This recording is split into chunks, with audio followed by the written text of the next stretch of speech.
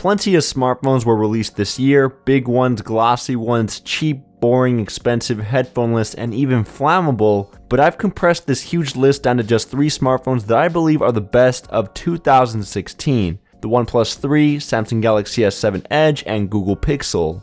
Now I know some of you will probably disagree with my choices, but this is just my opinion, so if you'd like to let me know your top 3 smartphones of 2016, drop a comment down below. I'd also like to let you know that I'm not going to be discussing every aspect of each smartphone, as that would make for an extremely long video, and you can just check out our full reviews of each of these smartphones.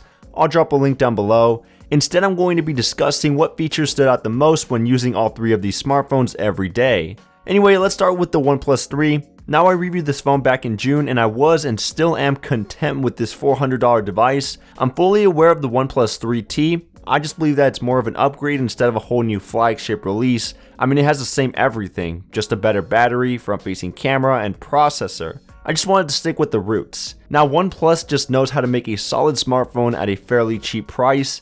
If someone were to ask me what makes this phone so great, it would have to be the price and performance. Now, I'm not saying this is the fastest device out there, but it does come close. With a Snapdragon 820 chip and 6GB of RAM, OxygenOS is a breeze. Application reload time is quick, animations are smooth, and it does stutter once in a while as I'm running an OxygenOS open beta release, which is expected, but you should be fine if you're on a stable version. In real world use, I had no problem scrolling through my social feed, switching between apps, or even multitasking with 2 screens at once. This is thanks to that 5.5-inch 1080p AMOLED display that's not pushing out as many pixels and the non-bloated software. I'm currently running OxygenOS 4.0, which is basically Android Nougat with a few extra features and flourishes on top, and oh man does it look pretty. The OnePlus launcher is a great example. Animations are flying everywhere, the simplified layout shows all of your apps while blurring out the background, and the shelf screen provides materialized cards that show useful information. Without going into too much detail, the notifications, control panel settings, clock, weather, clear all button, power menu, and so forth also display an attractive theme, as that's what OxygenOS has going for itself, a useful yet attractive UI. The fingerprint scanner is also worth mentioning as it's super fast and can unlock your device in milliseconds.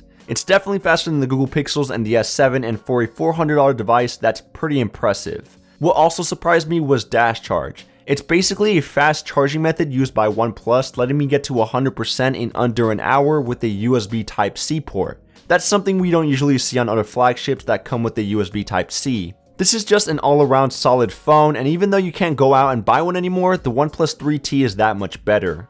The Samsung Galaxy S7 Edge is also great, but for different reasons. When I think of a Samsung flagship, I usually expect an awesome display, camera, design, and performance, and the Galaxy S7 provides just that. Just looking at the phone screams exotic. You have an all-around glass encasing that makes it feel nice and soft to the touch, the curved edges that drip down the chamfered aluminum for an eye-catching spill off the screen, and a gold finish just to tell the other smartphones, hey, I'm sexier than you. I mean, it does sound like a commercial, but that's honestly how to describe the S7 Edge. And with an amazing design, you need an amazing display, so the S7 Edge comes with a 5.5-inch Quad HD Super AMOLED display, which is one of the best looking screens you could get your hands on. It has great viewing angles, color reproduction, and tons of details, so watching videos and playing games brings in some good vibes. Plus, the screen to body ratio adds to that experience, as I can get the most out of the screen without having a giant chin take up too much space. I do have to break it to you though, the edges are a little excessive. They weren't nice at first, but over time I felt that it made the phone harder to hold, as I'd have to wrap my fingers on a super thin frame.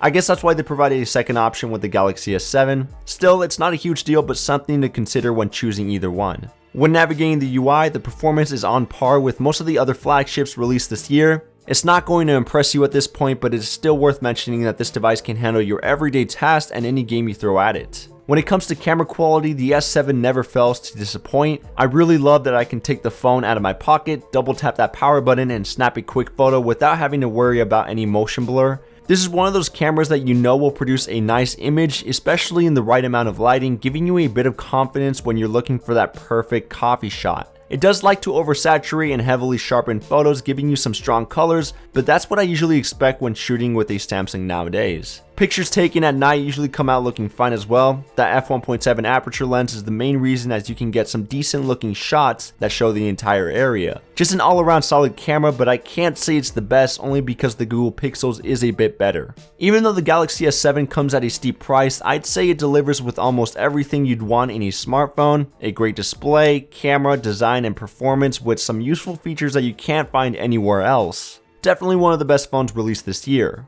And who can forget about Google's newest flagship, the Pixel? Everyone loved the rear camera, the software, and the performance. Everything else was solid, but I'd say these three features are what really makes this phone stand out from the crowd. Google claims that this is the best smartphone camera anyone has ever made, and I tend to agree with that notion. If you happen to take a quick photo in whatever scenario you may be in, it will most likely turn out to be a solid picture. There are a few exceptions, but for the most part, I really do think this camera does outshine others. If you take a look at the photos I've taken in both bright and dark situations, you can see that they're very detailed, sharp, natural looking colors, and there's not much to complain about here. Video recording is also on point thanks to that electronic stabilization, keeping everything nice and smooth in 4K resolution. There are a few things that Google could improve upon, such as the lens flare issue, which they are fully aware of and working to fix with a software update, manual settings in the camera app, and sometimes the stabilization produces robotic looking pans when I move around suddenly, but none of these issues will make you believe that this is a horrible camera. In other words, I love this camera, but it's not going to replace a DSLR. Android Nougat also comes pre-installed on this device with some exclusive features that you won't find anywhere else. The white navigation bar that animates when you tap on the home button, Google Assistant, the Pixel launcher with even more animations, and beautiful live wallpapers. Just keep in mind that these aren't exclusive. 24/7 support from the Google team right from the settings, quick gestures to check your notifications by swiping down on the fingerprint sensor, and much more. Plus, everything is extremely smooth and performs well. This phone just flies when scrolling through apps, tapping on animated buttons, and even playing heavily graphic games. If it came down to one reason why you should go out and buy this phone, it's honestly the performance packed in with the newest version of Android. Yes, I know that it's a bit on the pricey side and doesn't look as eye-catching as the Galaxy S7 Edge, but if you're looking for an upgrade that will most likely last you another 2 years with satisfaction guaranteed, there's no other reason why you shouldn't go out and get this phone. I can personally tell you that after using the Pixel as my main driver for over a month now, that I think this is the best smartphone of 2016, but not by a long shot. If you're looking to get any of these smartphones mentioned or even have one already, I definitely recommend you check out and slap a dbrand skin on it. I've been using these skins for every smartphone I reviewed this year, and I'm very satisfied with the results. It provides tons of grip and allows you to customize your phone without putting on any bulk. I'll drop a link down below. Anyway, that's it for this video. Make sure to drop a like if you enjoyed it. Once again, let me know in the comments what you think are the top 3 smartphones of 2016. And check out AndroidPolice.com to catch up on the latest Android news. Thank you for watching. I'll see you guys in the next one.